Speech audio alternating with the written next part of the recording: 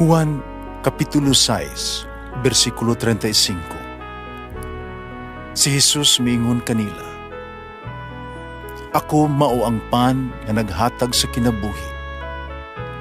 Ang muari kanako dili nagayod gutomon, ug ang mutuo kanako dili nagayod uhawon."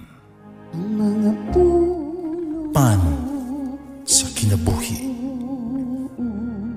maglikon unta sa mong pagtuo o gagaka kami sa pagtuman sa imong mahal nga kasuguan.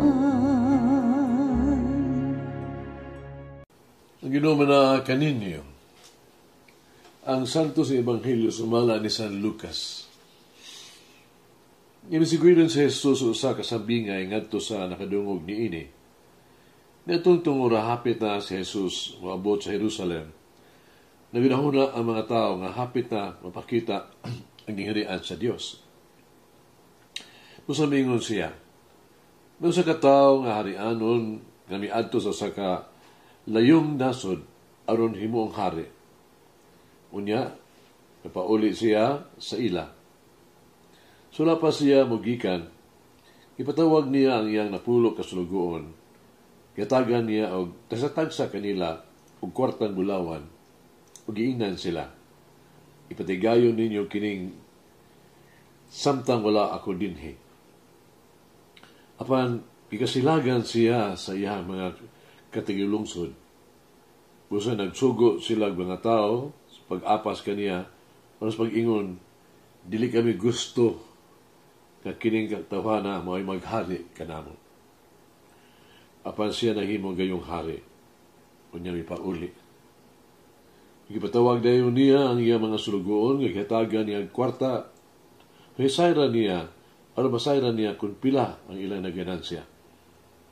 Ang usami adto miingon, "Sir, nakaganansya ako napulog gikan sa puhunan nga imong gihatag kanako."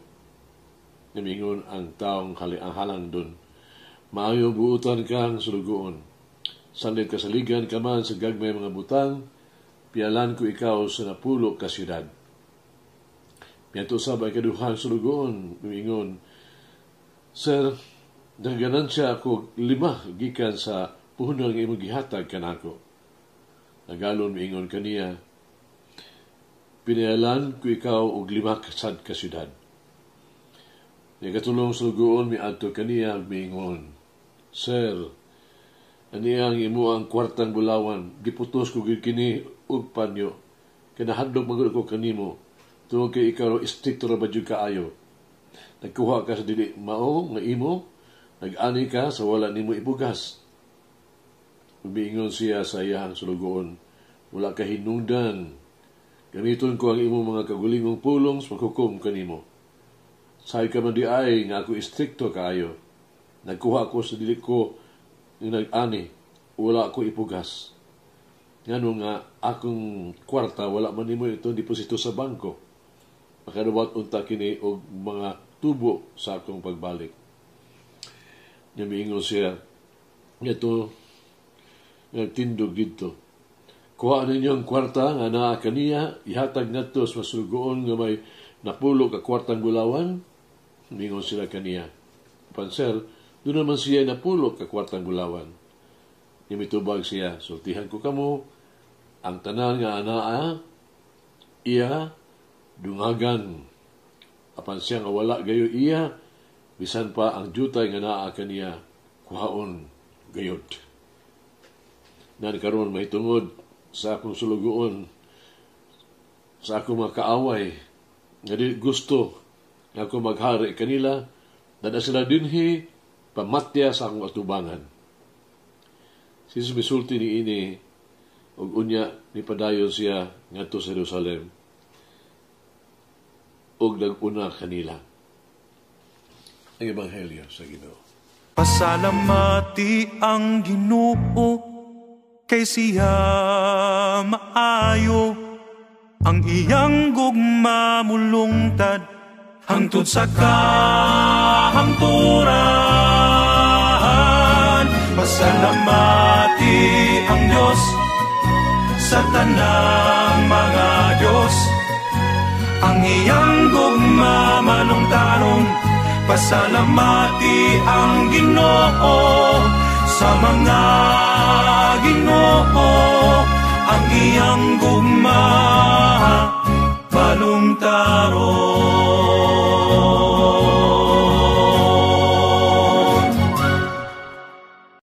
Ang Ebanghelyo karon nag-astroy. San Lucas nag-auhag kanato sa Ebanghelyo aron adlaw sa pagkaroon sa pagmalandong ni mga mosunod. Ang agalon ang napulo ka sa lapi nga bulawan ug walay pulos nga sulugoon. Una, ang taong halangdon, ang agalon, nagisgutan. Kanunay pagtuo sa iyang mga alagad. Bituo siya sa ilahang kapasidad. Ang gipiyal niya ang matang usa kanila ang gitawag tog iyang bahandi, bulawan. Masaligon siya nga sila may katakos ug madasigon. Kitang tanan nakadawat ug dagha mga butang gikan sa Dios. Ang Dios alang kanato dili sa kuripot sa mga gasa. Kanunay siyang maghihatagon kanato. Sa kanunay nga buutan. Dili kita niya makaingon nga wala kitay nadawat gikan sa Dios. Ang Dios kanunay naghatag. Kanunay siyang adunay daghang matahong ug buhong ng mga butang alang kanato. Ikaduha, bayis na pulo ka bulawan, no? Nga bililhon ka ang gitugyang ngadto sa iyang pinialan. No? Taas kaayo, no? Ang bili ni ini. No? Ug ang bulawan nga sinsilyo giisip nga bahandi.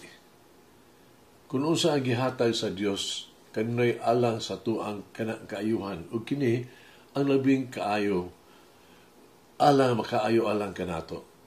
Ang Dios naghatag ug unsay mapuslanon kanato sumala sa tuang panginahanglan. Ang Dios naghatag sumala sa tuang kapasidad ug abilidad. O kinahanglan natong gamiton kini nga responsable ug matinud-anon. Busa unsa man ang atong nadawat gikan sa Dios, usa o napulo ka sensilyo ba o ka bulawan, kinahanglan atong gamiton kini aras pag-alagad sa Dios. Di na ito ni kinahanglan nga tipigan kini alang sa kagalingon. O itago, kinahanglan atong gamiton. Pauswagon kini alang kahimayaan sa Dios us pag-alagad sa tuang isikatao. Usa, dili kini kung unsa kadaghan o kung pila anaa ka nato, kung dili, kung giunsa nato kini paggamit. Ikatulo, bahin sa sayop na walay pulos nga sulugoon.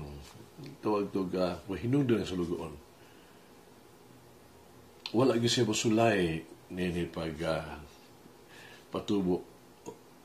Wala siya maghimo sa iyang ang bulawang nga gihatag kaniya aron kini mo uminto.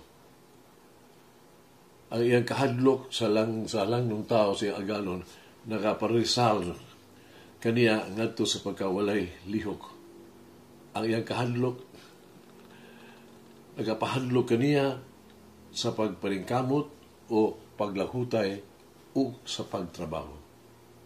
Ang iyang kahadlok mitultol kaniya sa pagkatapulan na himo niyang tapulan. Yusik-usikan lang niya ang pagsalig sa agalon. Busa sa katapusan pagtuki, ang sulugoon wala makasabot sa kinaiya sa agalon. Ang agalon nagdahom. Ang iyahang ang mga trabaho alang kanila kinahanglan usab nga ilang buhaton sama kaniya. Ang mga sulugoon kinahanglan usab nga ay sugon abtik o kugihan. Apan ang sulugoon, gusto siya maniguro kining usang kasulugoon. Wala siya makaton gikan sa agalon. Napakya siya. Busa gitibigan lang niya ang kwarta sa usa ka panyo. Wala gyud siya yun makaila sa iyong agalon.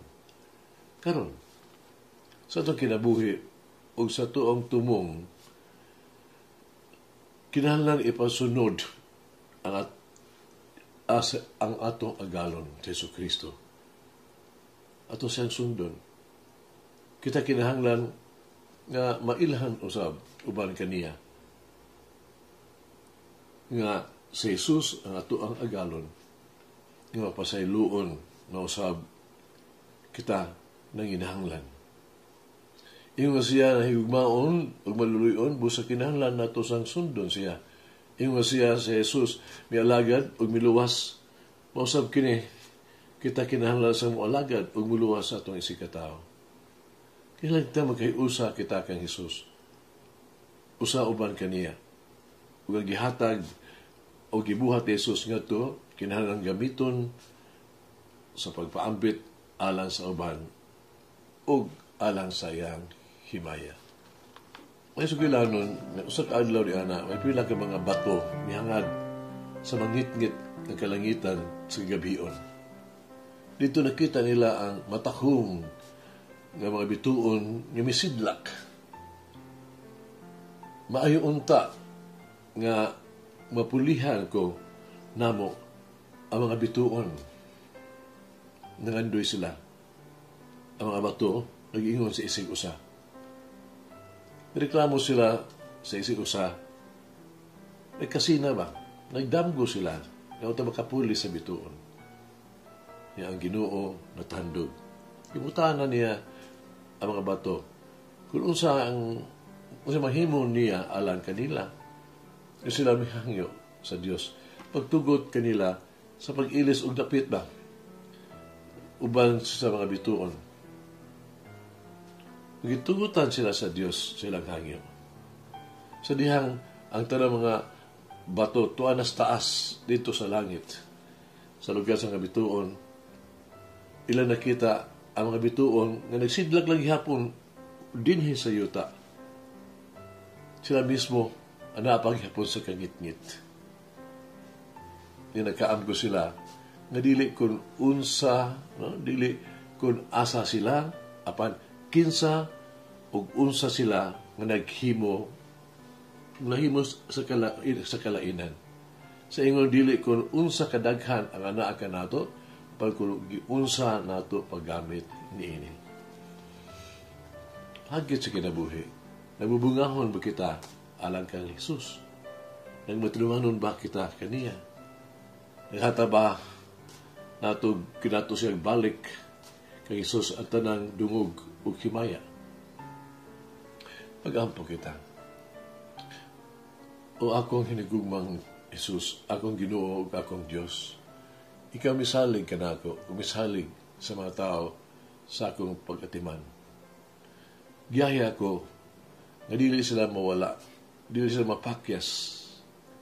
Isalig nimo ako, isaligan mo ni ako, isaligan ako sa daghang mga kahanas ug talento. Tudloy ako nga dili sila usikan o dili ko sila abusuhan. Ako hinigugma ang Jesus. Hatagi ang tawag ko sa grasya nga magpailubon o mamalakutayon, makugihon o matulad-anon, mamungahon o mapasaligon aron ako maghimong matulad-anon o mabungahon alang kanimo. Amen. Mama Mary, journey with me, uban ka nako, as I use the gift that God has given me. Umalangin ang Diyos magagahom sa tanan, Amahan, Anak, Espiritu Santo. Amen.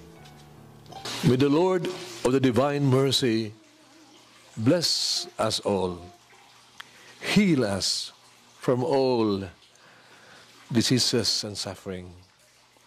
Ayun unta niya kita, tanang mga sakit na sa lawas o sa kalag, body and soul. In the name of the Father, the Son, and of the Holy Spirit. Jesus, I trust in you. Amen. Whoever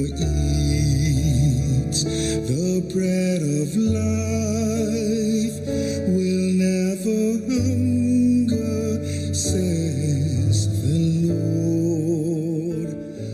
Kay galaan inyong nabati ang pagpaambit ug hamubong pamalandong sa pulong sa Dios pinaagi sa tulumanon. Pan sa kinabuhi nga gidumala ni Monsignor Daddy Silva. Hangtod na usab sa sunod higayon, daghang salamat. The bread of life.